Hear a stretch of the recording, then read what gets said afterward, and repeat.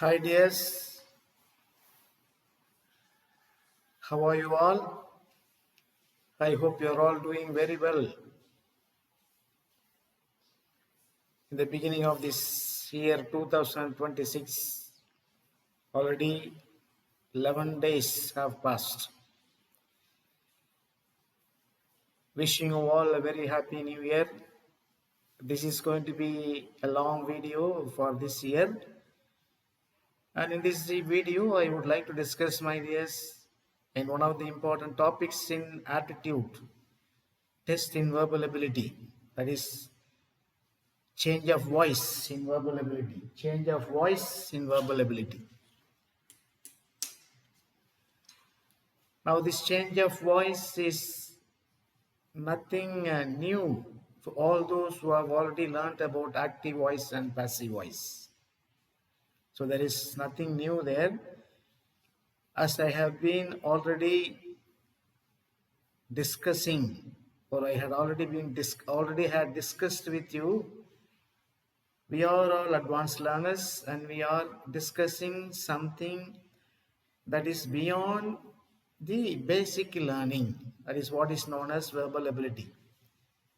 In other words, we are all advanced learners, and in this advanced learning, where you can face your competitive examinations very, very confidently and intelligently,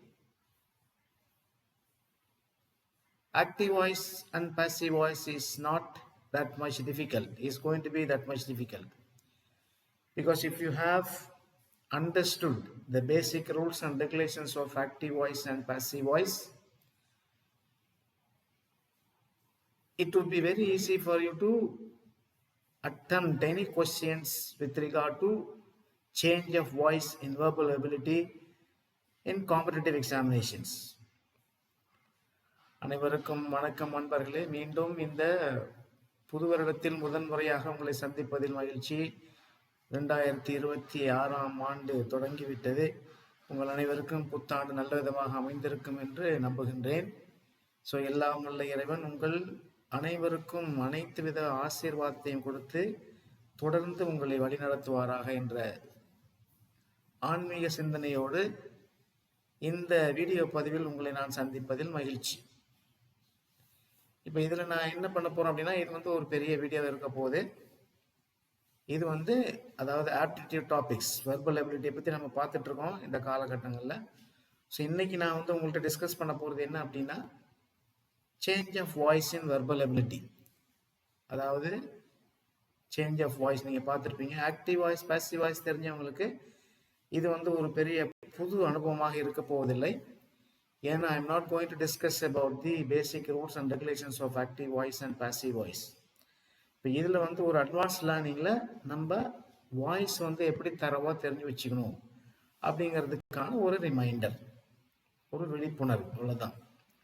so அதனால் if you want to have more basic information about active voice and passive voice, you may have 1001 resources. Of course, I had already discussed in a separate video active voice and passive voice and how to change sentences.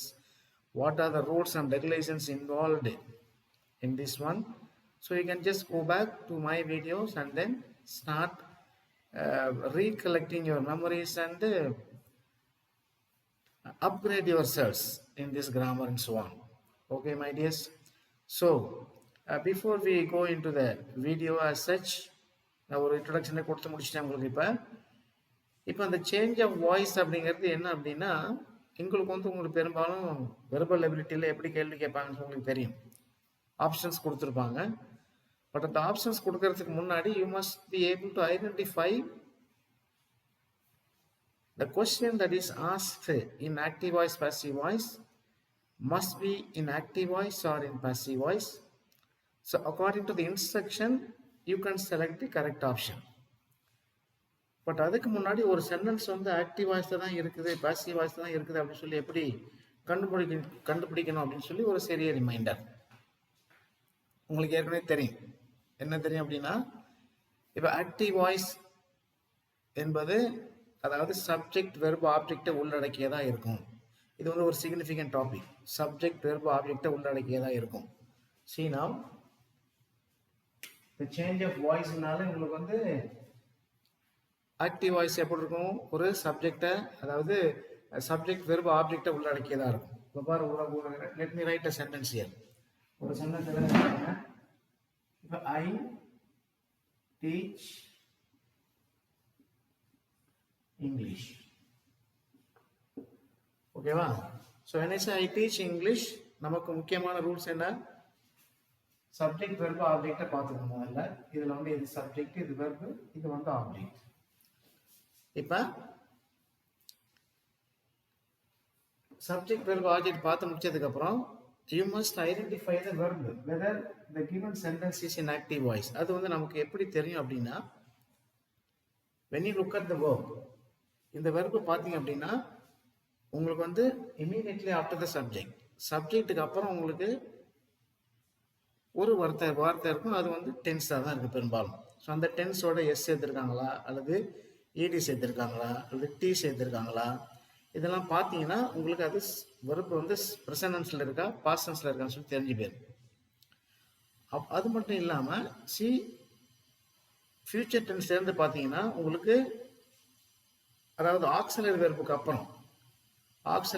அப்புறம் உங்களுக்கு இப்போ will ஷெல்லாக இருந்துச்சுன்னா உங்களுக்கு பேசிக் rule தெரியும். இருக்கணும் will ஷெல்லாக இருந்துச்சுன்னா என்ன பண்ணுவோம், வெர்பு வந்து பேசிக் ப்ரெசன்ட் டென்ஸ் ஃபார்மில் இருக்கும். இப்போ இங்கே பார்த்தீங்கன்னா இப்போ இதே வந்து எல்லா டென்ஸும் சொன்னோம் அப்படின்னா, இப்போ இது ஐ டீச் இங்கிலீஷ் அப்படிங்கிறது இது வந்து சிம்பிள் ப்ரெசன்ட் டென்ஸில் இருக்கக்கூடியது. ஓகேவா? சிம்பிள் ப்ரெசன்ட் டென்ஸில் இருக்கக்கூடியது. இப்போ என்னுடைய பாஸ்ட் டென்ஸ் என்ன? I taught English past tense. Will teach அல்லது ஐ ஷால் டீச் இங்கிலீஷ் அப்படின்னா ஃபியூச்சர் டென்ஸ். ப்ரெசன்ட் கண்டினியூஸ் டென்ஸ்னா I am teaching. Past continuous டென்ஸ்னா I was teaching English. Future கண்டினியூஸ்னா I will be teaching English. Okay. Then when we come back to perfect tense, I have taught English. He has taught English. இப்போ ஐ வந்து நான் subject object சொல்கிறேன், புரியுதா? அப்புறம் past பர்ஃபெக்ட்னா I had taught English. Past perfect அப்படின்னா I had taught English. Past perfect கண்டினியூஸ்னா I had been teaching English. அப்புறம் அதே போல் ப்ரெசன்ட் பர்ஃபெக்ட் கண்டினியூஸ் கேஸ் வந்து I have been teaching English. Past perfect continuous I had been teaching English. Future perfect continuous tense I will have been teaching English. So எல்லாம் சொல்லிகிட்டே போகணும். அப்போ present டென்ஸுக்கும் past டென்ஸுக்கும் தவிர மற்ற எல்லா வெர்புக்கும் ஆக்டிவ் வாய்ஸ்லேயே உங்களுக்கு வந்து என்ன இருக்கும் அப்படின்னா, அந்த வெர்புக்கு முன்னாடி உங்களுக்கு வந்து சப்ஜெக்ட்டுக்கு அப்புறம் உங்களுக்கு வந்து அந்த வெர்பு இருக்கும். அதில் எஸ் சேர்ந்துருக்குதா, அல்லது டி சேர்ந்துருக்கா, இடி சேர்ந்துருக்கா, டி சேர்ந்துருக்கா, அல்லது இர்ரெகுலர் வெர்பாக இருக்கா, என்ன டென்ஸில் இருக்குது அப்படிங்கிறதெல்லாம் அந்த மைனூட்டாக தெரிஞ்சிருக்கும். இதெல்லாம் வந்து பேசிக் நாலேஜ் நீங்கள் தெரிஞ்சிக்க வேண்டியது. அப்போ இங்கே வந்து சப்ஜெக்ட் ஆப்ஜெக்ட் வந்து வந்துடும். இப்போ இதை வந்து நீங்கள் என்ன சொல்லலாம் அப்படின்னா, சப்ஜெக்ட் வெர்பு ஆப்ஜெக்ட் சொல்லி இந்த காம்பினேஷனில் பார்த்தாச்சு. இப்போ நமக்கு இது வந்து பாசிவ் வாய்ஸில் எப்படி இருக்கும் அப்படின்னா, பாசிவ் வாய்ஸில் பேசிக் அண்டர்ஸ்டாண்டிங் என்ன, நமக்கு all the verbs that are written in basic active voice will be written in past participle. அதாவது verb 3ல இருக்கும். இப்போ அதுக்கு முன்னாடி தான் நம்ம என்ன பண்ணிக்கணும் அப்படின்னா, இந்த verb 3ல என்னென்ன மாறுது இப்போ பாருங்க. See for example, let me write the same sentence. இப்போ இது வந்து ஆக்டிவ் வாய்ஸ் நமக்கு தெரிஞ்சு போச்சு. இது வந்து it is in active voice. ஏன் அப்படின்னா உங்களுக்கு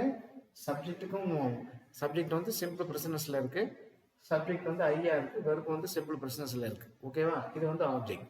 இப்போ நமக்கு ரூல்ஸ் என்ன, கொடுத்துருக்கிற ஆக்டிவ் வாய்ஸ் சென்டென்ஸ்ல இருக்கக்கூடிய ஆப்ஜெக்ட் வந்து இதுக்கு சப்ஜெக்டாக வந்துடும்.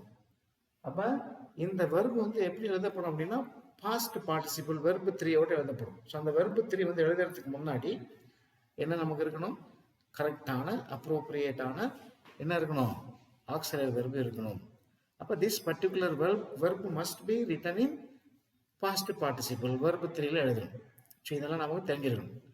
அப்புறம் ரூல்ஸ் ஆன் ப்ரொனன்சியேஷன். அந்த ப்ரொனவுன்ஸில் வந்து இருக்கு இல்லையா, ஐ வந்து எப்படி மாறும், இதெல்லாம் பேசிக்காக தெரியும். ஐ வந்து மீயா மாறும், ஹீ வந்து ஹிம்மா மாறும், அப்புறம் she her, they them, today that day, அப்போ yesterday the previous day, tomorrow the next day, the following day, இதெல்லாம் நம்ம ஏற்கனவே தெரிஞ்சு வச்சது தான். So I don't want to go into that into in a detail manner. அதெல்லாம் நீங்கள் previous வீடியோவில் பார்த்துங்க. முடிஞ்சாச்சா? இப்போ இதெல்லாம் தெரிஞ்சு வச்சுக்கிட்டு என்ன பண்ண போகிறோம் அப்படின்னா, ஸோ இப்போ இங்கே வந்து என்ன இருக்குது அப்படின்னா, இங்கே வந்து சப்ஜெக்ட் வெர்பு ஆப்ஜெக்டாக வந்துடும். இப்போ இதே வந்து பாசிவ் வாய்ஸ் எழுதும் பொழுது ஆப்ஜெக்ட் அப்புறம் இங்கே பைங்கிற ப்ரிப்போசிஷன் ஞாபகம் இருக்கா, அதை வச்சிங்க மறந்துடக்கூடாது. So don't forget the preposition by. And there are passive voice sentences without by also. We'll come to that later. அதெல்லாம் வந்து irregularன்னு சொல்லி சொல்லுவாங்க. ஓகேவா, irregular சொல்லி சொல்லுவாங்க. அதெல்லாம் இதெல்லாம் வரும் இம்பரேட்டிவ்ல, கட்டளை வாக்கியத்தில் வரும். அப்புறம் இன்ட்ராகேட்டிவ் சென்டென்ஸ், கேள்வி வாக்கியத்துலேயும் வரும். ஸோ அது நம்ம அப்புறம் வருவோம். இப்போதைக்கு நீங்கள் இப்போ நான் அது வந்து ஆக்டிவ் வாய்ஸ் பாசிவ் வாய்ஸ் சொல்லிவிட்டு அதுக்கப்புறம் நான் வந்து உங்கள்கிட்ட என்ன பண்ண போகிறேன் அப்படின்னா, how this same questions can be asked in verbal ability in competitive examinations. அங்கே வந்து எப்படி கேட்பாங்க அப்படிங்கிறது அப்புறமா நான் சொல்கிறேன். ஓகேவா? ஸோ இப்போ நமக்கு என்ன பண்ணோம் அப்படின்னா, I'm going to change this into passive voice. உங்களுக்கு தெரியும் ஏற்கனவே. இப்போ என்ன பண்ணுறோம், இங்கே இருக்கிற ஆப்ஜெக்ட் வந்து பாசிவ் வாய்ஸுக்கு சப்ஜெக்டாக வந்து அப்போ என்ன வருங்க, இங்கிலீஷ். ஓகே, சப்ஜெக்ட் எழுதியாச்சு. இப்போ இங்கிலீஷ் எழுதினோடனே அப்புறம் வெர்ப் வரணும். இப்போ இங்கே வந்து இது ஆப்ஜெக்ட் சப்ஜெக்டாக வந்துருச்சிங்க. இப்போ இதுக்கு சப்ஜெக்ட் எழுதணும், வெர்ப் எழுதணும். இப்போ வெர்ப் வந்து நமக்கு இங்கே இருந்து என்ன சென்ட் அப்படின்னா சிம்பிள் ப்ரெசன்ஸ் இருக்குது. இப்போ சிம்பிள் ப்ரெசன்ஸ்னால உங்களுக்கு சப்ஜெக்ட் வந்து third person singular. Third person சிங்குலராக எங்களுக்கு இருந்தாலும் கூட இப்போ ப்ரெசன்ஸில் எழுதும்போது என்ன வரணும், இங்கிலீஷ் ஈஸ். இங்கிலீஷ் ஈஸ்ன்னு எழுதிட்டு அதுக்கப்புறம் இதனுடைய வெர்பு 3 ஃபார்ம் டாட். ஓகேவா, டாட் அப்படின்னு எழுதிட்டு அதுக்கப்புறம் பைங்கிற ப்ரிபோசிஷன் உங்களுக்கு தெரியும். இங்கிலீஷ் இஸ் டாட் பை, ஐங்கிறது உங்களுக்கு மீயா மாறிடும். ஸோ அப்போ இது வந்து பாசிவ் வாய்ஸ் ஆகும். புரியுதா? இப்போ இந்த இஸ் டாட் அப்படிங்கிறது தான் நமக்கு வந்து தெரிஞ்சுக்க வேண்டியது. புரியுதா? இப்போ நான் உங்களுக்கு இது எல்லாத்தையும் நான் வந்து உங்களுக்கு ஆக்டிவ் வாய்ஸில் சொல்லி காமிச்சேன். எல்லாத்தையும் உங்களுக்கு ஆக்டிவ் வாய்ஸ் சொல்லி காமிச்சேன். இப்போ அதே பாசிவ் வாய்ஸ் நமக்கு எழுத தெரியணும். C, English is taught by me, simple present tense. English was taught by me, simple past tense. Okay? அப்புறம் நீங்களே சொல்லி பார்த்துக்கலாம். English will be taught by me, future tense. Present tense எப்படி சொல்லுவீங்க? இப்போ I am teaching English, I was teaching English, active voice சொல்லி காமிச்சிட்டேன். அதே passive வாய்ஸில் எப்படி சொல்லுவீங்க? English is being taught by me. English was being taught by me. அப்புறம் future convention அது கிடையாது. அப்புறம் நீங்கள் ப்ரெசன்ட் பர்ஃபெக்ட் வந்துடுங்க. இப்போ English has been taught by me. Past perfect என்ன, English had been taught by me. Future perfect என்ன, English will have been taught by me. அப்புறம் பர்ஃபெக்ட்டு இது மற்ற நாளுமே கிடையாது. இப்போ 8 டென்ஸ் தான் இருக்குது நமக்கு பாசிவ் வாய்ஸ். அப்போ we all know the basic rules. There are 12 active voice tenses and 8 passive voice tenses. So இதெல்லாம் தெரிஞ்சுக்கிட்டோம் அப்படின்னா நமக்கு வந்து இது வந்து ஈஸியாக போகும். இப்போ இதை தான் நம்ம வந்து என்ன பண்ணணும் அப்படின்னா, எப்போ வந்து எங்கே ஈஸ் போடணும், எங்கே வாஸ் போடணும், ஸோ இதெல்லாம் நமக்கு தெரிஞ்சிருக்கும். அப்போ be form of the verb வந்து நமக்கு தெரிஞ்சிருக்கும். What are the be form of the verb here, அதெல்லாம் நமக்கு தெரிஞ்சிருக்கும். ஓகேவா? So the be form of the வெர்ப்புங்கிறப்ப உங்களுக்கு என்னென்ன இருக்குது, ஈஸ், ஆர், அப்புறம் வாஸ், வேர். இப்போ பாசிவ் வாய்ஸ் இருக்கிறப்ப இந்த பி அப்படிங்கிற வார்த்தையை ஞாபகம் வச்சுக்கணும். பீயிங், அப்புறம் பீயிங் அப்படின்னு கூட ஞாபகம் வச்சுக்கணும். ஐஎன்ஜி சேர்ந்தா பீயிங். ஸோ இதெல்லாம் நமக்கு ஞாபகத்தில் இருக்கும். ஸோ இதெல்லாமே வந்து உங்களுக்கு என்ன இருக்கும் அப்படின்னா பி ஃபார்ம் இந்த வெர்பில் வந்துடும். அப்போ இது எப்பப்போ பயன்படுத்துறது அப்படின்னு சொல்லும்போது தான் நமக்கு வந்து சில டிஃபிகல்ட்டிஸ் இருக்கும். ஓகேவா? இப்போ வந்து இது வந்து உங்களுக்கு ஈஸி தான், நிறைய சென்டென்ஸ் எழுதி பார்த்துருப்பீங்க. அப்போ என்ன பண்ணணும் நம்ம அப்படின்னா, you must know how to right. You must know first of all how to identify the subject, அப்புறம் identify the verb. அதை தான் நம்ம பார்க்க போகிறோம். இப்போ பார்த்தீங்கன்னா உங்களுக்கு இதில் இந்த வெர்பல் எபிலிட்டியை பொறுத்த வரைக்கும் ஃபர்ஸ்ட் ஆஃப் ஆல் அந்த டென்ஸ் ஞாபகம் வச்சுக்கணும். டென்ஸ் வந்து எந்த டென்ஸில் இருக்குது, ப்ரெசன்ட் டென்ஸில் இருக்கா, பாஸ்ட் டென்ஸில் இருக்கா, ஃபியூச்சர் டென்ஸில் இருக்கா, அப்புறம் ப்ரெசன்ட் கன்டினியூஸில் இருக்கா, பாஸ்ட் கன்டினியூஸில் இருக்கா, அதெல்லாம் டென்ஸ்லாம் பார்த்துட்டு அதுக்கப்புறம் தான் நம்ம வந்து சேஞ்ச் பண்ண ஆரம்பிப்போம். ஓகேவா? அப்புறம் பார்த்தீங்கன்னா இன்னும் மெயினாக என்ன சொல்கிறாங்க அப்படின்னா, வெர்பல் எபிலிட்டி, இது ஆக்டிவ் வாய்ஸ் பாசிவ் வாய்ஸ் வந்து it is essential in verbal aptitude. இந்த வெர்பல் ஆப்டிடியூடில் இது வந்து ரொம்ப ரொம்ப முக்கியமானன்னு சொல்கிறாங்க. இப்போ சில டிப்ஸ் எல்லாம் நான் வந்து உங்களுக்கு தானே. What are different tips? இப்போ பார்த்தீங்கன்னா முதல்ல நம்ம என்ன பார்க்கணும் அப்படின்னா, first of all you must இப்போ டிப்ஸ் ஃபார் ஆன்சரிங் கொஸ்டின்ஸ். அந்த என்னென்ன டிப்ஸ் இருக்குது நம்ம ஒன்று அப்புறம் வெர்பல் எபிலிட்டிக்கு வரேன் நான். பட் அதுக்கு போகிறதுக்கு முன்னாடி சில டிப்ஸ் எல்லாம் நம்ம தெரிஞ்சு வச்சுக்கணும். இப்போ ஒரு உதாரணத்தை எழுதி காமிச்சேன் நான். So let me wrap this.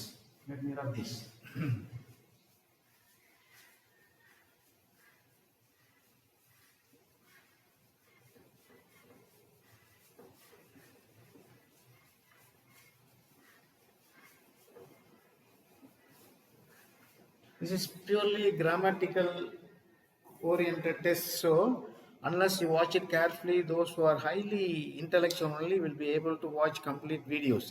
ஏன்னா இதெல்லாம் வந்து ரொம்ப கண்டென்ட் ஓரியன்டாக இருக்கிறதுனால I see many of you are not watching the longer videos.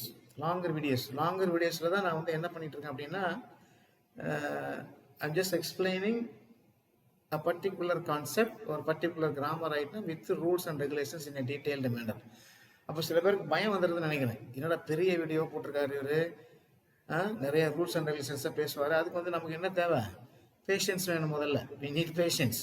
அந்த பேஷன்ஸ் இல்லை அப்படின்னா ஒன்றும் பண்ண முடியாது. பேஷன்ஸ் வந்து நமக்கு பொறுமை இல்லைன்னா இதெல்லாம் பார்க்க முடியாது. அப்போ பொறுமை இல்லைன்னா we cannot be advanced learners, my dears. So அதனால ஞாபகம் வச்சிங்க, கிராமரை பொறுத்த வரைக்கும், அது வெர்பல் அபிலிட்டியை பொறுத்த வரைக்கும், only those who are capable of attempting competitive examinations would be able to listen to these kind of videos attentively and regularly. Remember this. You must watch all these videos regularly. இப்போ tips for identifying the voice. என்ன சொல்லுது? See, tips.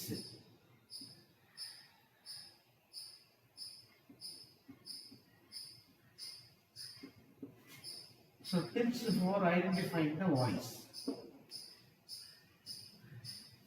இப்போ முதல்ல நம்ம என்ன பண்ணோம் அப்படின்னா, என்ன டிப்ஸ் கண்டுக்கணும் அப்படின்னா, முதல்ல வந்து நம்ம டென்ஸ் தெரிஞ்சுக்கணும். ஓகேவா? முதல்ல நம்ம ஐடென்டிஃபை டென்ஸ்.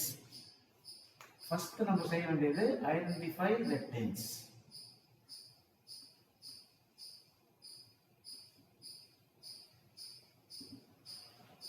சார் எப்படி சார் ஐடென்டிஃபை த டென்ஸ்ல ஜென்ரலா சொல்லிட்டீங்க? நான் ஏற்கனவே சொன்னேன், verb வந்து எங்க இருக்கும் பெரும்பாலும்? we all know that verb is an action word and it will be written immediately after the subject. Depending upon the nature of the concept, immediately it will be written after the subject. அப்ப அந்த verb என்னன்னு சொல்லி identify பண்ணணும். அந்த verb என்னன்னு சொல்லி identify பண்ணிட்டு அதுக்கப்புறம் என்ன பண்ணணும் அப்படின்னா, அதுக்கப்புறம் verb வந்து என்ன டென்ஸ்ல இருக்குன்னு சொல்லி பார்க்கணும். புரியுதா? இப்போ நமக்கு வந்து டென்ஸ்னால என்ன ஞாபகத்துக்கு வரணும்? டென்ஸ்னாலே வெர்பு தான் ஞாபகத்துக்கு வரும். அப்போ அந்த வெர்பை பார்த்தோம் அப்படின்னா நம்ம என்ன பண்ணுவோம்? இது வந்து ப்ரெசன்ட் டென்ஸில் இருக்குது, அது பாஸ்ட் டென்ஸில் இருக்குது, அது பாஸ்ட் பார்ட்டிசிபிள், அது ஃபியூச்சர் டென்ஸில் இருக்குது, ப்ரெசன்ட் கன்டினியூஸில் இருக்குன்னு சொல்லி நமக்கு தெரியும். அப்போ இதெல்லாம் நமக்கு வந்து என்ன பண்ணியிருக்கணும்? By this time we would be thoroughly capable of identifying each and every minute details in an effective manner. இது வரைக்கும் நம்ம எல்லாம் கரெக்டாக தெரிஞ்சு வச்சிருக்கணும். பார்த்தோன்னே இது வந்து ஆக்டிவ் வாய்ஸில் இருக்குது, இது வந்து பாசிவ் வாய்ஸில் இருக்குது, இது தெரிஞ்சுக்கணும். இப்போ உதாரணத்துக்கு பார்த்தீங்கன்னா, ஒரே ஒரு நம்ம ஏற்கனவே எழுதி போட்டேன். நான் எழுதி போட்டேன். என்ன சென்டென்ஸ் எழுதி போட்டேன்? இங்கிலீஷ், ஐ டீச் இங்கிலீஷ்னு எழுதி போட்டேன். English is being taught, English is taught by me எழுதி போட்டேன் பாசிவ்ல. இப்போ அதை வந்து ஆக்டிவ் வாய்ஸில் இருக்கா பாசிவ் வாய்ஸில் இருக்கான்னு சொல்லி எப்படி நமக்கு தெரிஞ்சுக்கணும் அப்படின்னா, ஃபார் எக்ஸாம்பிள் உங்களுக்கு வந்து இப்போ இதை சொல்லிடுறேன் பாருங்க. இப்போ வந்து இது ஆக்டிவ் வாய்ஸ் அப்படின்னு இருக்கு, இங்கே வந்து பாசிவ் வாய்ஸில் இருக்கு. அந்த ஒரு சென்டென்ஸ் வச்சுட்டு நான் உங்களுக்கு உதாரணம் சொல்றேன். For example English, I teach English அப்படின்னு ஒரு verb இருக்கு. சரிங்களா? ஐ டீச் இங்கிலீஷ் அப்படின்னு எழுதிடும். அப்போ உங்களுக்கு ஈஸியாக இருக்கும். I teach. ஸோ இந்த டீச் தான் வந்து verb. இப்போ நம்ம டென்ஸ் வந்து என்ன டென்ஸ்ன்னு பார்க்கணும், அது வந்து ப்ரெசன்ட் டென்ஸா பாஸ்ட் டென்ஸான்னு பார்க்கணும். புரியுதா? பாஸ்ட் டென்ஸா ப்ரெசன்ட் டென்ஸா பாஸ்ட் டென்ஸான்னு பார்க்கணும். அப்போ இந்த ப்ரெசன்ட் டென்ஸா பாஸ்ட் டென்ஸான்னு சொல்லி பார்க்கறது என்ன பண்ணணும்? அதில் இருக்கிற வெர்பை பார்க்கணுமா? இது ப்ரெசன்ட் டென்ஸ் நம்ம முடிவு பண்ணிடுவோம். ப்ரெசன்ட் டென்ஸ் எப்படி இருக்கும்? பெரும்பாலும் வித்தவுட் டீயா இருக்காது, ஈடியா இருக்காது. ஸோ மேக்ஸிமம் இதான் வந்து இர்ரெகுலர் வெர்பு. சில சமயத்தில் நம்ம ஐடென்டிஃபை பண்ணிக்கலாம். அது ப்ரெசன்ட் டென்ஸ் இருந்துச்சுன்னா எஸ் சேர்ந்துருக்கும். சில சமயத்தில் எஸ் சேராமலே depending upon the nature of the subject அது வந்து எஸ் சேராமல் இருக்கும். ஸோ ப்ரெசன்ட் டென்ஸ் முடிச்சாச்சு. இப்போ இது வந்து இந்த டீச் அப்படிங்கிற ப்ரெசன்ட் டென்ஸ் வந்து நம்ம எழுதணும் அப்படின்னா இது வந்து சிம்பிள் ப்ரெசன்ட் டென்ஸ். இப்போ இதை வந்து நம்ம பாசிவ் வாய்ஸ்ல எழுதும்போது இந்த வெர்பு எப்படி வரும்? How will this look like? See, first வந்து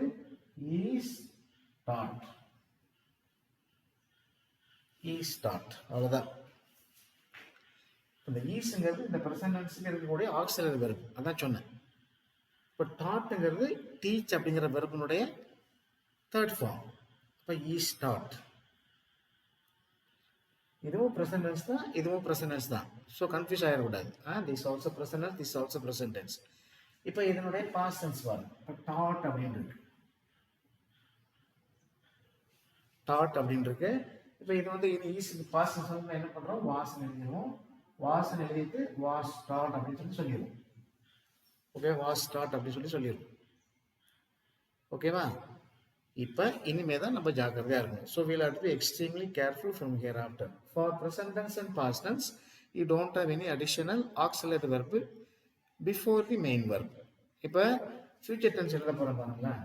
future tense எழுதுறப்ப இங்க பாருங்க will அல்லது shall போட்டு அதுக்கப்புறம் என்ன பண்ணும், present tense verb தான் எழுதணும். புரியுதா? ஓகே, அப்ப பாருங்க will அல்லது shall போட்டு என்ன வரணும், teach. So will teach, shall teach. அப்ப இது இதனுடைய passive voice form எப்படி இருக்கணும், இப்போ இங்க வந்து is போட்டோம், இங்க வந்து was போட்டோம், இங்க வந்து என்ன பண்ணுவோம், will அல்லது shall அப்படி போட்டுட்டு என்ன பண்ணோம், be அப்படிங்கிற வார்த்தையை சேர்க்கணும், verb சேர்க்கணும். will be அப்புறம் taught. ஓகேவா? taught. ஸோ இதெல்லாம் நமக்கு பேசிக்காக தெரிஞ்சிருக்கணும். எஸ் சார், மறுபடியும் ஏற்கனவே சொல்லிட்டேன்னு சொன்னீங்க, மறுபடியும் சொல்றீங்க அப்படின்னா, this is for us to become very very clear before we try to attempt competitive examination questions in an advanced manner. இதை அதை தெரிஞ்சிருக்கணும். இப்போ ஃபியூச்சர் டென்ஸ் எழுதியாச்சு. இப்போ இங்கேருந்து பாருங்க, இது வரைக்கும் ஒன்றும் இல்லை, பட் இது ஆக்டிவ் வாய்ஸ் தான். But though it is active voice, you have auxiliary verb already before the main verb. Before the main verb. அப்போ பாருங்க, அப்புறம் present continuous பாருங்க. present continuousல எப்படி வரும், அது வந்து am இருக்கலாம், is இருக்கலாம், அல்லது are இருக்கலாம். போட்டு இது மூணு வந்து என்ன பண்ணலாம், teaching அப்படின்னு வெர்போட in சேர்த்துரும். புரியுதுங்களா? in சேர்த்துரும்.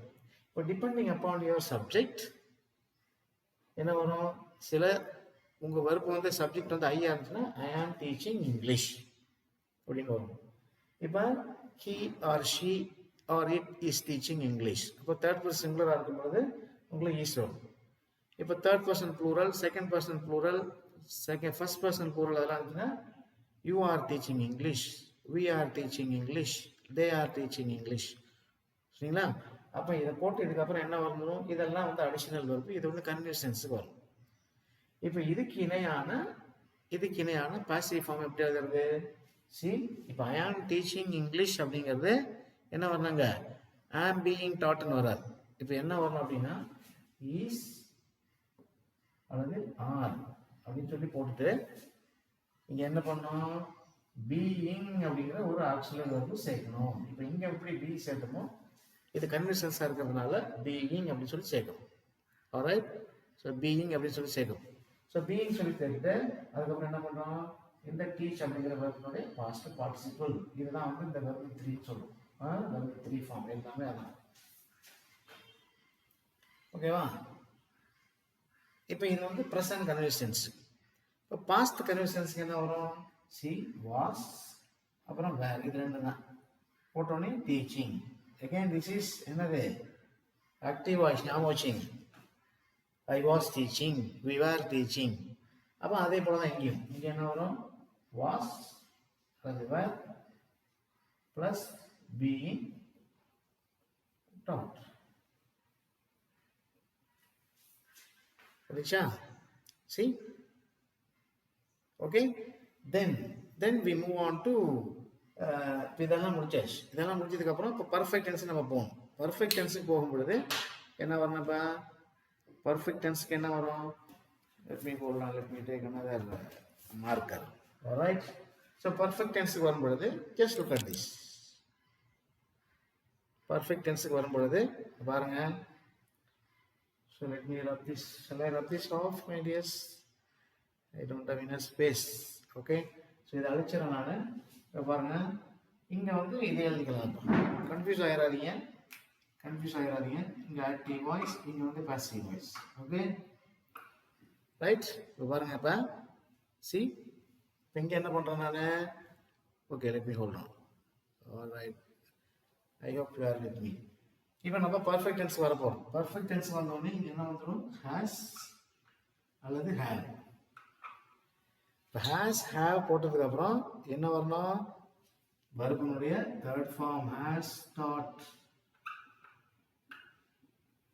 Has taught. இப்போ இங்கே தான் நமக்கு வந்து கன்ஃபியூஷன் வரும். What is the confusion usually we get? Verb 3 வந்து எங்கே அது வெர்பு 3-ஆ இருக்குது, எங்கே அது வந்து ஆக்டிவ் வாய்ஸில் இருக்குது, எங்கே பாசிட்டிவ் வாய்ஸில் இருக்குது, எப்போ பாஸ்ட் டென்ஸாக மாறும், எப்போ பாஸ்ட் பார்ட்டிசிபிளாக மாறும் அப்படிங்கிறதுல many of us will have doubt. அதில் எல்லாத்துக்கும் கொஞ்சம் சிக்கல் வருது, வாஸ்தவம் தான். அப்போ ஏற்கனவே சொல்லியிருக்கேன், எப்போ same verb is understood as past tense or past participle, எப்போ அண்டர்ஸ்டுட் பண்ண போகிறோம்? இப்போ பாருங்கள், see when I say same example, let me take the same verb.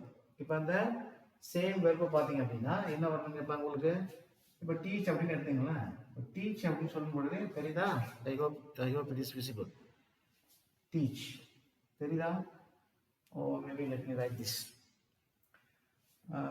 S, teach இங்கே எழுதுறேன் நான். Let me write this here little more boldly. இப்போ teach அப்படிங்கிற வெர்பு இருக்கு. இப்போ இதனுடைய பாஸ்ட் டென்ஸ் என்ன? டாட். பாஸ்ட் பார்ட்டிசிபிள் என்ன? டாட். இப்போ பாருங்க, இது பிரசன்ட் டென்ஸ், இது பாஸ்ட் டென்ஸ், இது பாஸ்ட் பார்ட்டிசிபிள். இப்போ இது வந்து வெர்பு 1, இது வந்து வெர்பு 2, இது வெர்பு 3.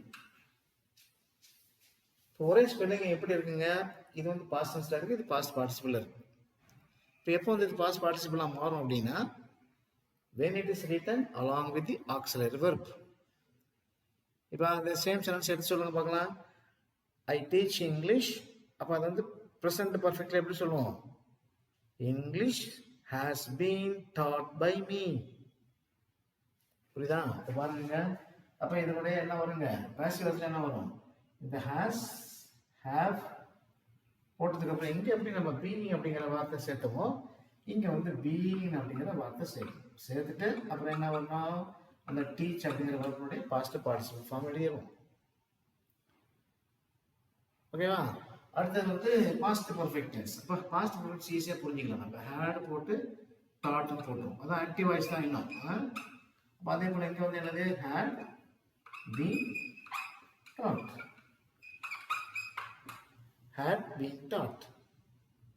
இப்போ ஃபியூச்சர் பர்ஃபெக்ட் பாருங்க, இதுதான் கடைசி டென்ஸ் பாசிவ் வாய்ஸ். இப்போ ஆக்டிவ் வாய்ஸ்ல எல்லாமே இருக்கும். will அல்லது shall போட்டு have போட்டு என்ன வரணுங்க? taught. So I will have taught English, I shall have taught English, we shall have taught English போடலாம். அதே பாசிவ் வாய்ஸ்ல வரும்பொழுது எப்படி வரும்? will shall போட்டு have plus being அப்புறமா taught. So English will have been taught by me, English shall have been taught by me. புரியுதா my dears? So இந்த இது வந்து நமக்கு ரொம்ப ரொம்ப முக்கியம். அதனால தான் என்ன சொல்கிறாங்க அப்படின்னா, இந்த ஃபர்ஸ்ட் டிப்ஸ் நம்ம ஆக்டிவ் வாய்ஸ் பாசிவ் வாய்ஸ் பார்க்கும் பொழுது என்ன பண்ணோம்? Identify the tense first. Identify the tense. So I hope you are with me my dears.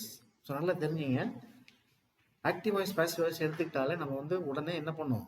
we should know the verb and we should know the tense. இது வந்து ரொம்ப முக்கியம். பார்த்துட்டோம், சென்டென்ஸை பார்த்த உடனே நம்ம என்ன பண்ணுவோம்? அதில் இருக்கிற டென்ஸ் என்ன தெரிஞ்சுக்கணும். அது ப்ரெசன்ட் டென்ஸில் இருக்கா, பாஸ்ட் டென்ஸில் இருக்கா, ஃபியூச்சர் டென்ஸில் இருக்கா, கண்டினியூஸ் டென்ஸில் இருக்கான்னு சொல்லி பார்த்துக்கணும், அல்லது பர்ஃபெக்ட் கன்வென்ஷனில் இருக்கான்னு சொல்லி பார்த்துக்கணும். இப்போ இதெல்லாம் how does this become very clearer to us? It is only by practice. It is only by practice. So அப்போ எழுதி எழுதி எழுதி எழுதி பார்த்து வாசிச்சு பார்த்து அதுக்கப்புறம் தான் நம்ம முடிவு பண்ண முடியும். Okay, so this is the first tip that I can give you if you want to be very perfect in your competitive examinations as far as change of voice in verbal ability is concerned, my dears. போலாமா? So first வந்து identify the tense பார்த்தாச்சு. ஓகேவா? பாருங்க, Let me go into second tip. Second tip என்ன அப்படின்னா பாருங்க.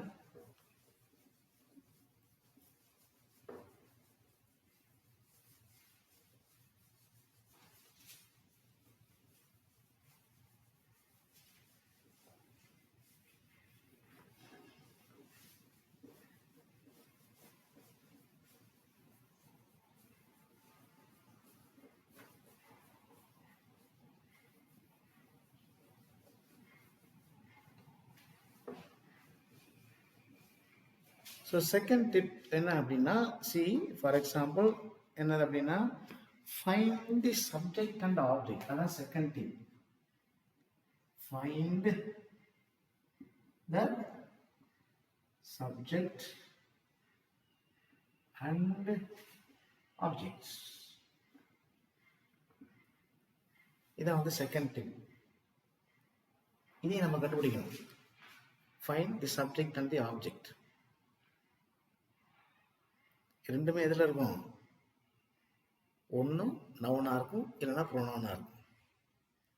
இப்போ இதில் பாருங்க, see, let me write the same sentence. I teach English. ஓகேவா? ஸோ இப்படி ஒரு சென்டென்ஸ் இருக்கு. இந்த சென்டென்ஸில் பார்த்துங்க, நம்ம சப்ஜெக்ட் ஆப்ஜெக்ட் எதுன்னு சொல்லி நமக்கு தெரியும். சப்ஜெக்ட் நமக்கு என்னன்னு தெரியணும் முன்னாடி. You know what is the subject, my dears? Subject is the word that does the action. Object is the word by which we understand the completion of the action done by the subject. அதுதான் வந்து objects. Object இது ரெண்டுமே என்னவா இருக்கும் அப்படின்னா, சப்ஜெக்டும் உங்களுக்கு நவுனாக இருக்கும், ப்ரோனவுனாக இருக்கும். அதே போல் ஆப்ஜெக்டும் நவுனாக இருக்கும், ப்ரோனவுனாக இருக்கும். ஓகே, அப்போ ரெண்டுமே ஐடென்டிஃபை பண்ண தெரியும். இங்கே தான் நம்ம என்ன பண்ணோம் அப்படின்னா, we should know the various types of pronouns. அது subjective pronoun, objective pronoun, possessive pronoun, reflexive pronoun சொல்லி பார்க்கணும். Okay, so all this must be very very confidently done by you. இதெல்லாம் நம்ம தெரிஞ்சு வச்சிருக்கோம் முன்னாடி. இப்போ பார்த்தாச்சுப்பா, ஐங்கிறது சப்ஜெக்ட் உங்களுக்கு தெரியும். இப்போ சப்ஜெக்ட் வந்து எங்கே வரும்? மறுபடியும் நான் பேசிக்கே வரேன். I'm just coming to the basic knowledge of grammar in active voice and passive voice. Subjectங்கிறது எப்படி இருக்கும் அப்படின்னா, you should know whether in the given sentence if you come across a pronoun or a noun, அதுதான் subject. That should be an agent. That the particular word should be agent. Who is the agent? Agent is the one who does the action. Action வந்து செய்யக்கூடியவங்களா இருக்கும். அப்போ அதான் subject. ஆப்ஜெக்ட்ங்கிறது என்ன அப்படின்னா, இந்த subject செய்யக்கூடிய வேலையை கம்ப்ளீட் பண்ணும். இப்போ ஐ டீச் இங்கிலீஷ். இப்போ பாருங்க, இது சப்ஜெக்ட்னு தெரியும், இது வந்து ஆப்ஜெக்ட்னு தெரியும். இப்போ இது வந்து ப்ரோனவுன், இது வந்து noun. So this is a pronoun and this is a noun. Now this is an object.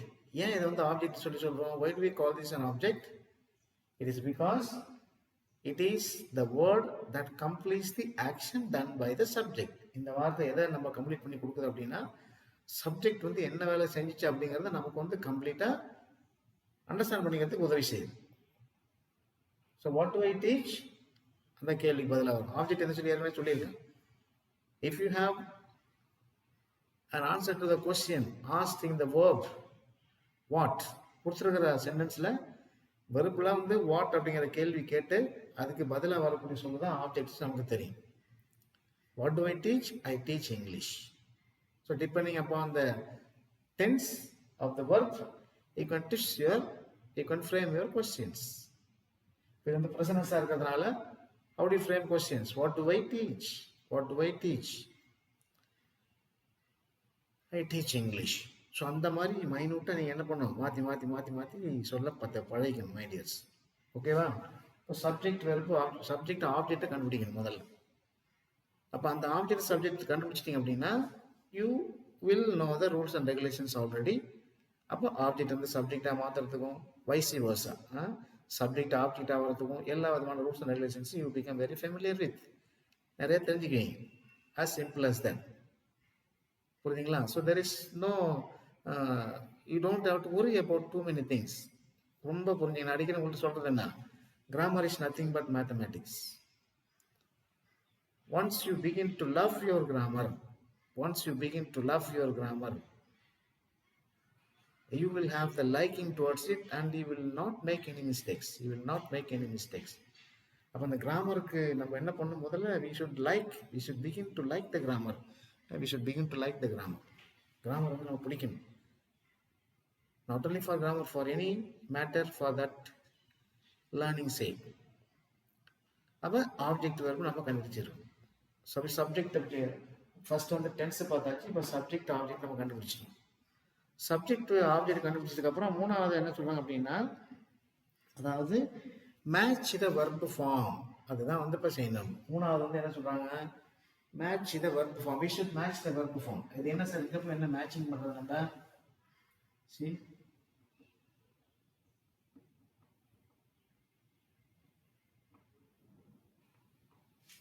Match the verb form. Match the verb form சொல்லும் பொழுது, see let me take this marker. இங்க வந்து match the verb ஃபார்ம்னா என்னவா இருக்கும், matching the verb from active to passive and passive to active. அதுதான் matching the verb form. இப்போ இங்க let me write the same sentence. I teach English அப்படிங்கறத எழுதணும். இப்போ இதை வந்து எப்படி மேட்ச் பண்றது, பாசிவ்ல எழுதுறது, இங்கிலீஷ் is taught அப்படின்னு வந்துடும்.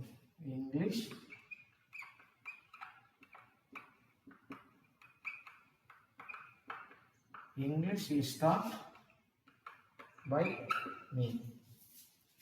அப்போ மேட்ச் த வெர்ப் ஃபார்ம். இதான் மேட்சிங் த வெர்ப் ஃபார்ம். டென்ஸை மாற்றக்கூடாது, ஃபார்மை மட்டும் தான் மாற்றுறோம். You should not change the tenses. அந்த கான்செப்டும் மாறக்கூடாது. The form of the concept may change, but then concept is the same. இதுதான் வந்து matching the verb form. So இது வந்து மூணாவது டிப்ஸ். ஓகேவா? நாலாவது டிப்ஸ் என்ன சொல்றாங்க அப்படின்னா, அந்த ஆப்ஷன் செக் பண்ண சொல்றாங்க. What are options? Checking options.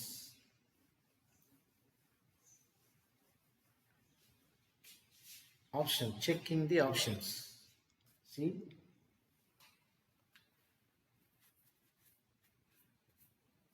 okay, check the options.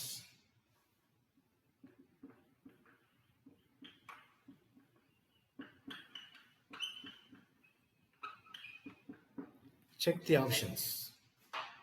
Excuse me.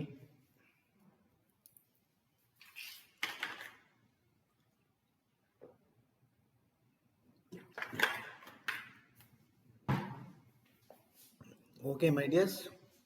So what is this checking the option? Checking the option என்ன? இப்போதான் நம்ம வந்து இந்த வீடியோனுடைய கிளைமேக்ஸ்க்கு வந்திருக்கோம். இந்த வீடியோட அப்ரோப்ரியேட் ஃபார்ம் என்ன அப்படின்னா, சேஞ்ச், அதாவது என்ன பண்ணியிருக்கோம், change of voice in verbal ability. எப்படி ஆக்டிவ் வாய்ஸை பாசிவ் வாய்ஸில் மாற்றுறது வெர்பல் எபிலிட்டியில். அப்போ உங்களுக்கு ஆப்ஷன் கொடுத்துருப்பாங்க, ஏபிசிடி ஆப்ஷன் கொடுத்துருப்பாங்க.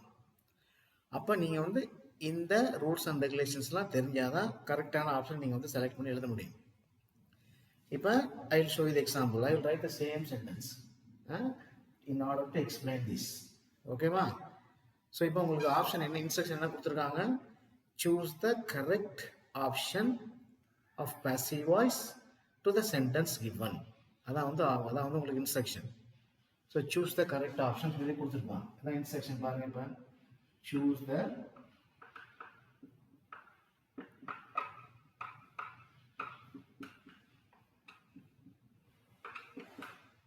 இப்போ நான் ஃபுல்லாக அங்கே எழுதலை, உங்களுக்கு தெரியும் இங்கே இன்ஸ்ட்ரக்ஷன் எப்படி இருக்கும் அப்படின்னா, சூஸ் த கரெக்ட் அல்லது appropriate option of the passive form to the active form given இந்த கொஸ்டின். அப்படி தான் முழு ஃபார்ம் இருக்கும்.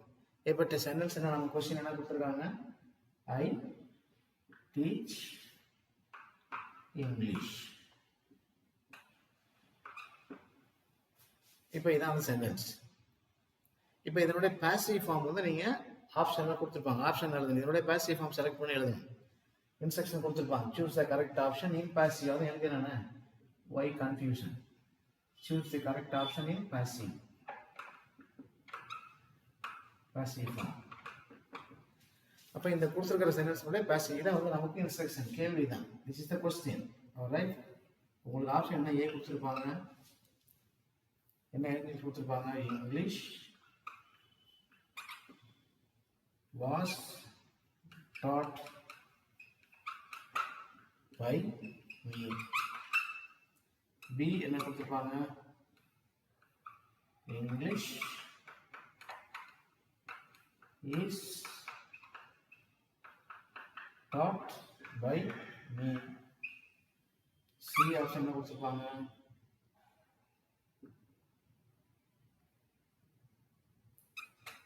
I am being taught English. அல்லது D option, English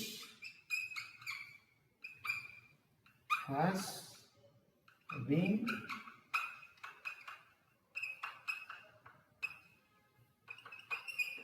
taught by me. So இப்படி தான் உங்களுக்கு கேட்பாங்க. அப்போ இது வந்து உங்களுக்கு கரெக்டாக இருக்கும், பாசிவ் வாய்ஸில் correct. But depending upon the tense you must choose the correct option. அப்போ இது வந்து English is taught by me. புரியுதுங்களா? So this is how you are going to equip yourselves with the latest knowledge with regard to change of voice and verbal ability. ஓகேவா? So இங்கே வந்து நம்ம என்ன பண்ண போகிறோம் அப்படின்னா, this is how we should be able to understand the concept properly. அப்போ இது வந்து one of the important significant topics as far as the aptitude topics are concerned in verbal ability. அப்போ இது வரைக்கும் நம்ம முன்னாடி பார்த்தோம். What are the other aptitude topics that we discussed already. பார்த்தீங்கன்னா இது வந்து செக்ஷன் ஏ தான் கிராமரான, செக்ஷன் பிக்கு போகல. செக்ஷன் பிக்கு வந்து அதில் கொஞ்சம் இன்னும் கொஞ்சம் அட்வான்ஸ்டாக இருக்கும். அதை நம்ம அப்புறம் பார்ப்போம். செக்ஷன் ஏலே வந்து கிராமர் அப்படிங்கிற தலைப்பில் நம்ம என்னென்ன பார்த்துருக்கோம் இது வரைக்கும் ஞாபகம் இருக்குங்களா? Arranging sentences, spotting the errors, completing the statements, synonyms, antonyms. So அதெல்லாம் வந்து ஒரு 6-7-10 டாபிக் ஏற்கனவே பார்த்துருக்கோம் நம்ம. என்னென்ன டாபிக் பார்த்து ஞாபகம் இருக்கா? வருமா? அப்புறமா பார்த்தீங்கன்னா sentence construction, sentence idioms and phrases, இதெல்லாம் பார்த்தாச்சு. So all this examples. இப்போ அதில் ஒன்று தான் நம்ம இன்னைக்கு பார்த்தா இந்த சேஞ்ச் ஆஃப் வாய்ஸ். இன்னும் நம்ம கிராமர் விட்டு தாண்டல, செக்ஷன் ஏல தான் இருக்கும். அப்போ இந்த கிராமர்லேயே வந்து எவ்வளோ வைட்டாக இருக்குது நமக்கு. So unless you are very thorough with all these informations, you would find it hard to understand the question and choose the correct answer. So இப்போ இந்த டிப்ஸை நம்ம பார்த்துட்டோம் அப்படின்னா, இது 3 உங்களுக்கு தெரிஞ்சதுனால நீங்கள் கொடுத்துருக்கிற ஆப்ஷனுக்கு சேஞ்ச் ஆஃப் வாய்ஸ் அப்படிங்கிற ஒரு கேள்வி உங்களுக்கு கேட்கப்படும் பொழுது you will easily understand and you will choose the correct option. நீங்கள் கரெக்டான ஆப்ஷன் வந்து தேர்ந்தெடுத்து சரியான ஆன்சர் எழுதுறீங்க அப்படிங்கிறதுல எந்த விதமான டவுட்டும் கிடையாது. Okay, so I am just going to give you 2 sentences for examples. இப்போ இது எழுதினோடனே உங்களுக்கு வந்து ஒரு என்ன தெரிஞ்சுக்கணும், ஒரு ஐடியா வந்துடும். ஏற்கனவே இந்த ஐடியா வந்துருச்சு. So this is will be ask option. அப்போ நீங்கள் என்ன பண்ணணும் அப்படின்னா, இது அந்த ஆப்ஷன் கரெக்டான ஆப்ஷன் எழுதுறதோட மட்டுமல்ல, you should not stop with finding the answer. Of course after coming out from the text, after coming out from the examination என்ன பண்ணணும், இந்த ஆப்ஷன்லாம் பார்க்கணும், கொஸ்டின்லாம் பார்க்கணும். இந்த ஆப்ஷனை பார்க்கும்பொழுது இது எந்த டென்ஸில் இருக்குது, இது எந்த டென்ஸில் இருக்குது, இதில் வெறுப்பு எது, ஏன் இந்த வெறுப்பு எழுதியிருக்காங்க, இதெல்லாம் நீங்கள் வந்து மண்டே போட்டு குடிச்சு பார்த்துக்கிட்டு அப்படின்னா no one can reject your answer or no one can find fault with your answer. அப்போ நிறைய நீங்கள் என்ன சொன்னாலும் you'll be able to challenge yourself and justify your answer. ஏன் இதுக்கு வந்து கரெக்டான ஆன்சர் இது, ஏன் இது இல்லை, ஏன் இது வந்துச்சு, ஏன் இது வரக்கூடாது அப்படின்னு சொல்லி நிறைய வந்து என்ன பண்ணோம். You should be keeping on you should be keeping on asking questions. இந்த மாதிரி பார்க்கணும். ஓகேவா? ஸோ இப்போ நம்ம before I go into the examples, I just want to recollect what you have done so far. ஸ்டார்டிங்கில் என்ன பண்ணோம், சேஞ்ச் ஆஃப் வாய்ஸ் இந்த வெர்பல் எபிலிட்டி அப்படிங்கிறதுல பார்த்தோம். அதில் நான் வந்து உங்களுக்கு சென்டென்ஸ் எழுதி காமிச்சேன். சென்டென்ஸ் எழுதி காமிச்சப்போ என்ன சொன்னேன், what did I share with you? I shared with you the importance of be verb. What are the different forms of be verbs? Active வாய்ஸில் இருக்கிறப்ப அந்த வெர்பு எப்படி எழுதப்படுது, பாசிவ் வாய்ஸில் இருக்கும்போது அந்த வெர்பு எப்படி எழுதப்படுது சொல்லி பார்த்தோம். புரியுதா? அப்புறம் சில ஃபியூ டிப்ஸ், அப்புறம் டென்ஸ்லாம் எப்படி மாறுதுன்னு சொல்லி சொன்னேன். அந்த டென்ஸ் வந்து கன்ஃபார்மாக நமக்கு தெரிஞ்சிருக்கணும். And you must know there are only 8 passive voice tenses and 12 active voice tenses. அப்போ ஒரு வெர்பில் ஆக்டிவ் வாய்ஸ் டென்சஸ் இருக்கும் பொழுது அதே வெர்பை கான்செப்ட் மாற்றாமல் அது பாசிவ் வாய்ஸில் எப்படி எழுதுறது அதையும் நம்ம பார்த்தோம். தென் ஃபைனலாக இப்போ இதை ஈஸியாக கண்டுபிடிக்க சில டிப்ஸ் எல்லாம் சொல்லி கொடுத்தேன். What are the 3 or 4 tips that I showed you? 4 tips. என்னென்ன 4 டிப்ஸ் அப்படின்னா, முதல்ல டென்ஸை நம்ம ஐடென்டிஃபை பண்ண தெரியணும். கொடுத்துருக்கிற வாக்கியத்தில் கொடுத்துருக்கிற சென்டென்ஸில் இந்த sentence that is given there, you must be able to thoroughly identify the tense. இப்போ டென்ஸ்னா உடனே என்ன ஞாபகத்துக்கு வரணும், அங்கே இருக்கிற வெர்பு ஞாபகத்துக்கு வரணும். ஸோ அந்த வெர்பை பார்த்தீங்கன்னா உங்களுக்கு அது எந்த டென்ஸ் அப்படின்னு சொல்லி கண்டுபிடிச்சிக்கணும். செகண்ட் வந்து இது ஆக்டிவ் வாய்ஸாக பாசிவ் இருக்கிறதுனால you must give importance to subject and object. Subject and object சொல்லி பார்த்தோம். ஓகே, சப்ஜெக்ட் அண்ட் ஆப்ஜெக்ட் சொல்லி பார்த்தோம். இப்போ சப்ஜெக்ட்னாலும் சரி ஆப்ஜெக்ட்னாலும் சரி என்ன இருக்கும், either it will be pronoun or nouns. ஓகேவா? மூணாவது ஆப்ஷன் என்ன சொன்னோம் அப்படின்னா வெர்பு ஃபார்ம். அந்த வெர்பு ஃபார்ம்ங்கிறது பாஸ்ட் டென்ஸ்ல இருந்தால் எப்படி இருக்கும், ப்ரெசன்ட் டென்ஸ்ல இருந்தால் ஆக்டிவ்ல எப்படி இருக்கும், பாசிவ்ல எப்படி இருக்கும், ஃபியூச்சர்ல இருந்தால் ஆக்டிவ்ல எப்படி இருக்கும், பாசிவ்ல எப்படி இருக்கும். So identify the form. கரெக்டாக எழுதி பார்க்கணும். ஒரு வெர்பை சொல்லி பார்த்தாலே உடனே என்ன பண்ணும், அந்த வெர்பை அது ஆக்டிவ் வாய்ஸ் இருந்துச்சுன்னா 12 ஃபார்ம்லேயே சொல்லி பார்க்க தெரியும். If it is in passive voice, you should know how to write that particular verb in all the 8 tenses. Excuse me. All right. So இதெல்லாம் நமக்கு தெரிஞ்சிருக்கும். Okay, right. கடைசியாக பார்த்தோம் அப்படின்னா ஆப்ஷன்ஸ். இந்த ஆப்ஷன்ஸ் இது வந்து உதாரணம் சொன்னேன். Okay, so with this let me give you 2 examples. I will write this on the board and then you are going to select and give me the answer. உங்களுக்கு தெரியும் அந்த ஆன்சர் வந்து நான் சொல்கிறேன். இப்போ ஒரு ஆப்ஷன் எழுதி போட்டுறேன். எழுதி போட்டுட்டு you can select the answer. So let me rub this for you. I hope you are with me my dears. Excuse me.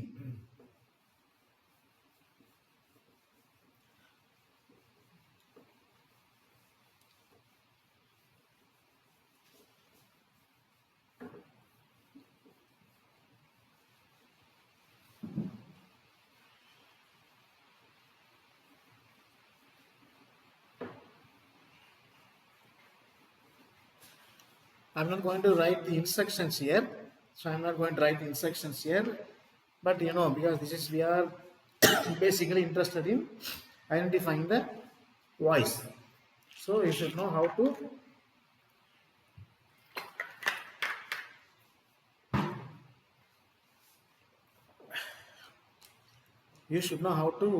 identify the correct answer. இப்போ ஆப்ஷன் என்ன, உங்களுக்கு இன்ஸ்ட்ரக்ஷன் என்ன கொடுத்துருப்பாங்க, choose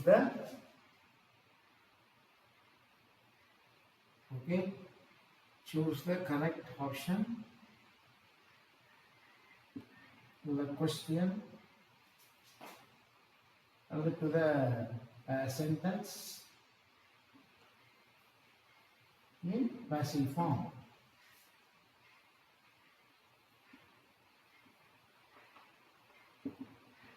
ஸோ இது வந்து ஆப்ஷன் வச்சிங்க.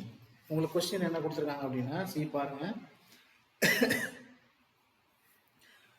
Now let me, I think I forgot to tell you, இந்த இதை வந்து பார்த்தோன்னா சில irregular இதை வந்து பார்த்துக்கணும். அது பார்த்துட்டு பாரு, இதுக்கு வரும் அப்புறமா அந்த irregular way of writing passive form. முதல்ல வந்து இம்பரேட்டிவ்ல பார்த்துருவோம்.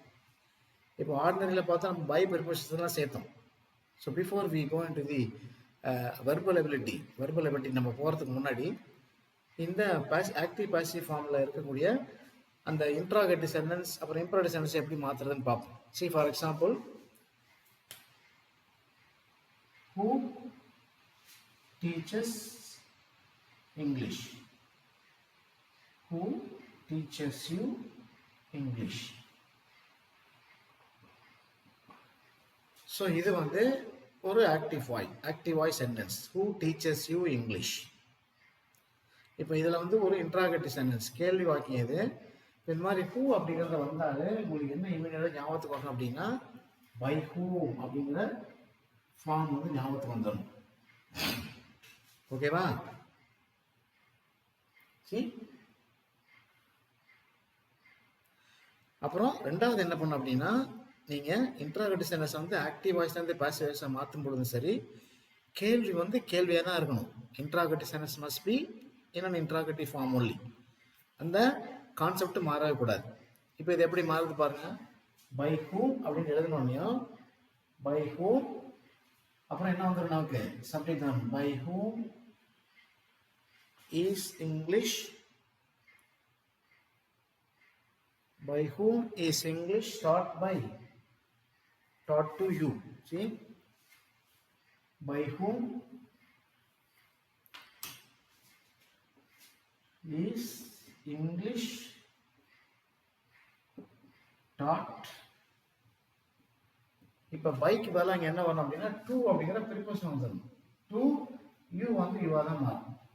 Okay, by whom is English taught to you. இப்போ இன்னொரு உதாரணம் சொல்கிறேன் பாருங்களேன். இன்னொரு உதாரணம் என்ன இருக்கு பாருங்க. let me say this example. For example here, excuse me.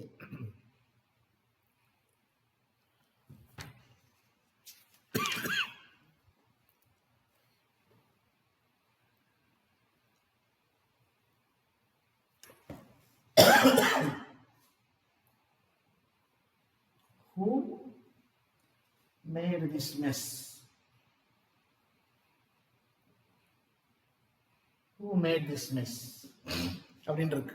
இப்போ இங்க வந்து வெர்ப் வந்து பாஸ்ட் டென்ஸ். அப்போ என்ன வருங்க? Who made this mess அப்படின்னா வெர்ப் வந்து பாஸ்ட் டென்ஸ்ல இருக்கு.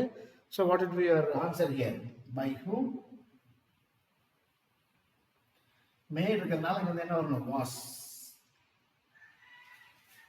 By whom was this mess made? Okay, so this would be the by whom was this mess made. அப்ப அந்த who வந்தாலே என்ன ஞாபகத்துக்கு வரணும்? by whom அப்படிங்கிற ஞாபகத்துக்கு வரணும். ஓகேவா? ஸோ இது வந்து ஒரு இன்ட்ராகேட்டிவ் சென்டென்ஸ்க்குரிய ஒரு எக்ஸாம்பிள். அடுத்தது பார்த்தீங்கன்னா இம்பெரேட்டிவ் எப்படி வரும்? இதெல்லாம் irregular way of answering questions in a voice. இப்போ இம்பெரேட்டிவ் கட்டளை வாக்கியம் எப்படி வரும் பாருங்க. இப்போ சி ஓப்பன் த டோர் அப்படின்னு இருக்கு. ஓப்பன் த டோர் அப்படின்னு இருக்கு. இது இன்ட்ராகேட்டிவ் சென்டென்ஸ், இது இம்பெரேட்டிவ் கட்டளை வாக்கியம். அப்போ அந்த வெர்பை பார்த்தாலே என்ன பண்ணணும் அப்படின்னா உங்களுக்கு என்ன ஞாபகத்துக்கு வரணும்? இமீடியட்டாக லெட் அப்படிங்கிற வார்த்தை ஞாபகத்துக்கு வந்துடும். வந்தோடனே அப்புறம் லெட் த சப்ஜெக்ட் வந்துடும். லெட் த டோர் ஓப்பன்ங்கிறது ப்ரெசன்ட் வேர்ப். அப்போ இங்கே லெட் வரதுனால என்ன பண்ணலாம்? பி அப்படிங்கிற இது வந்து ஃபியூச்சர் ஃபார்ம் வந்து கான்செப்டில் இருக்கிறதுனால பி ஓப்பன்டு. ஓப்பன்ட் அப்படிங்கிறது verb third, verb 3 form of the verb open. Let the door be opened. See? By you. இப்போ சில சமயத்தில் don't make noise அப்படின்னு இருக்கு. Don't open the door அப்படின்னா let the door not be opened by you. But don't make noise. இது வந்து உங்களுக்கு ஒரு irregular-ஆ இருக்கும். சிம்பிளாக சொல்லணும். But don't open the door அப்படின்னா இது எப்படி இருக்கும்? let the door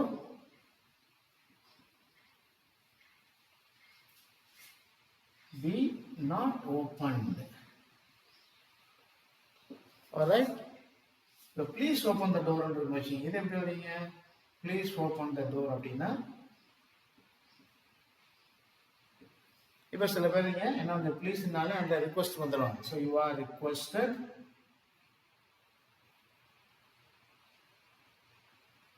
to open the door. Okay, to open the door. So இப்போ இதெல்லாம் வந்து ஆக்டிவ் வாய்ஸ் பாசிவ் வாய்ஸ் நம்ம என்ன பண்ணுறோம்? we are worried about the verb here. we are worried about the verb here. இப்போ இது வந்து active voice, இது இன்டைரக்ட் டைரக்ட் ஸ்பீச்சில் பார்க்கும் பொழுது அது நம்ம வேறு மாதிரி பார்க்கணும். So please open the door அப்படின்னா you are requested to open the door. இப்போ இந்த ஆர் ரிக்வஸ்டட் தான். ஏங்க வந்து ஆர் வந்து because your subject is you.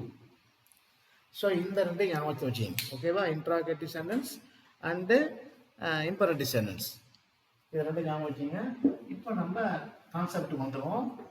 ஒரே ஒரு எக்ஸாம்பிள் மட்டும் சொல்கிறேன் நான், பாருங்கள்.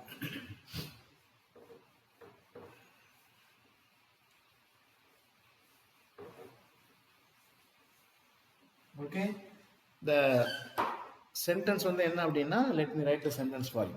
என்ன சென்டென்ஸ் அப்படின்னா, C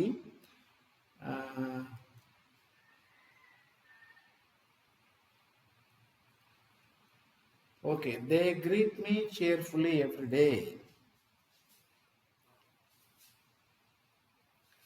They greet me cheerfully every day. Okay, so இதுதான் நம்ம கொடுத்துருக்கிற சென்டென்ஸ். இப்போ இதனுடைய பாசிவ் ஃபார்ம் தான் நம்ம எழுத போகிறோம். இதனுடைய பாசிவ் ஃபார்ம் தான் எழுத போகிறோம். இப்போ 4 ஆப்ஷன் கொடுத்துருப்பாங்க. உங்களுக்கு என்ன ஆப்ஷன்? முதல் ஆப்ஷன் என்ன கொடுத்துருப்பாங்க? சி, இப்போ உங்களுக்கு தெரியும், you know the answer already.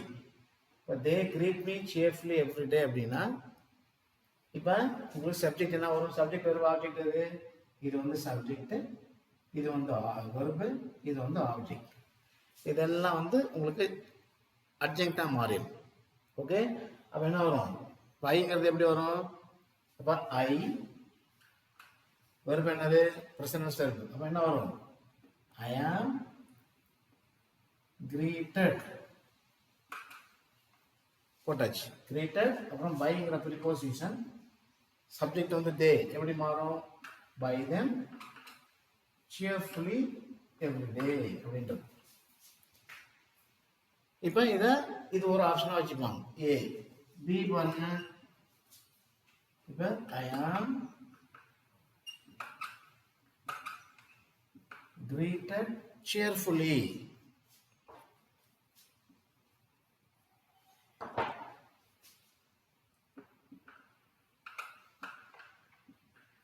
I am greeted cheerfully by them every day. அப்படின்னு ஒரு சென்டென்ஸ் இருக்கு. ஆப்ஷன் சி என்ன கொடுத்துருப்பாங்க அப்படின்னா, சி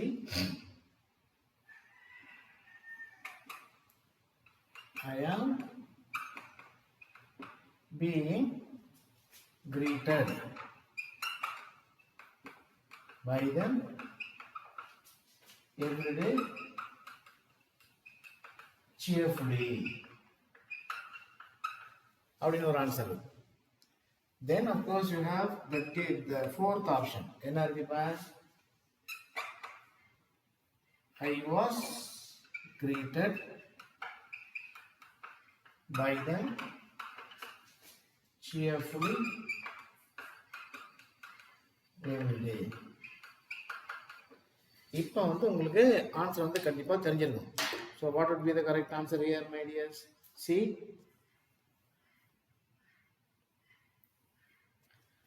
Correct answer எது? தெரிஞ்சா? You know the answer now. பாருங்க. See, I am greeted by them cheerfully every day. I am greeted cheerfully by them every day. I am being greeted by them every day cheerfully. I was greeted by them cheerfully every day. இப்போ இது ரெண்டும் வந்து உங்களுக்கு வரதுக்கு வாய்ப்பு இல்லை. காரணம் என்ன? டென்ஸ் வந்து மாறுது.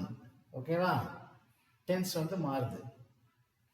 இப்போ இது வந்து ப்ரெசன்ட் கண்டினியூஸாக மாறிடும், இது வந்து பாஸ்ட் டென்ஸாக மாறிடும். அப்போ இது ரெண்டும் ஆப்ஷன் இல்லை. ஏன்னா அவங்க கொடுத்துருக்கிறது ப்ரெசன்ட் தான் கொடுத்துருக்காங்க. அப்போ இது ரெண்டுக்குள்ள தான். இப்போ இதில் எது கரெக்ட் ஆப்ஷன் பாருங்க. I am greeted by them cheerfully every day. அது சரியா? I am greeted cheerfully by them every day. இப்போ இது ரெண்டுக்குள்ள கரெக்டான ஆன்சர். கொஞ்சம் கன்ஃபியூஷன் ஆகும். இப்போ இது எப்படி நம்ம கரெக்டான ஆன்சர் கண்டுபிடிக்கிறது? C, if you want to understand the complete meaning, இப்போ எப்படி நம்ம அவங்கள இந்த சென்ஸை பொறுத்த வரைக்கும் எப்படி அவர்கள் வந்து அவரை கிரீட் பண்ணுறாங்க அப்படின்னா, மகிழ்ச்சியாக கிரீட் பண்ணுறாங்க. அப்போ இங்கே பாருங்க, I am greeted by them, அவர்களால் நான் வந்து என்னது ஷேர் பண்ணப்படுறேன் அப்படிங்கிறத அப்புறம் cheerfully everydayன்னு வருது. ஆனால் இங்கே பார்த்தீங்கன்னா ஐ ஆம் greeted how cheerfully, யாரால, அவங்களால, எப்போ, தினமும். அப்போ this should be the most appropriate answer. Clear? So this is what I would like you to pay attention to, my dears. So this is an hour video. So this is how questions will be asked in verbal ability as far as the change of voice is concerned. இப்போ நம்ம section கிராமரில் ஏற்கனவே நம்ம ஒன்பதாவது topic நம்ம இன்னைக்கு பார்த்தது. So one more topic is there in section A, that is change of speech அப்படின்னு இருக்கும். அதில் டைரக்ட் இன்டர் ஸ்பீச் மறுபடியும் பார்ப்போம். So like this I will come back in a longer video to help you to understand change of speech in verbal ability as far as grammar is concerned in aptitude topics. Okay, so I hope you have been with me and listened to me for the past 1 hour.